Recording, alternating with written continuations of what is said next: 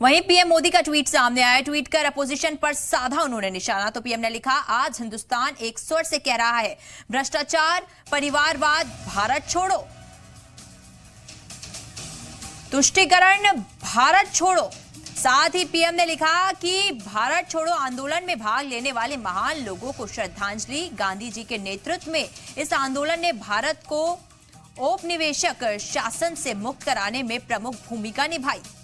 देखिए, यहाँ पर प्रधानमंत्री नरेंद्र मोदी ने ट्वीट किया है, जहां पर उन्होंने सीधा सीधा कांग्रेस पर निशाना साधा। आपको बता दें कि यहाँ पर प्रधानमंत्री मोदी ने लिखा कि आज हिंदुस्तान एक स्वर से कह रहा है कि भ्रष्टाचार, परिवारवाद, भारत छोड़ो, तो वहीं तुष्टीकरण, भारत छोड़ो। साथ ही पीएम ने लिखा है कि भारत छोड़ो आंदोलन में भाग लेने वाले महान लोगों को मैं श्रद्धांजलि अर्पित करता हूं। गांधी जी के नेतृत्व में इस आंदोलन ने भारत को औपनिवेशिक शासन से मुक्त कराने में प्रमुख भूमिका निभाई। तो यहाँ पर भारत छोड़ो आंदोलन में हिस्सा लेने वाले महान लोगों को खराज अकीदत यहाँ पर प्रधानमंत्री नरेंद्र मोदी ने पेश की।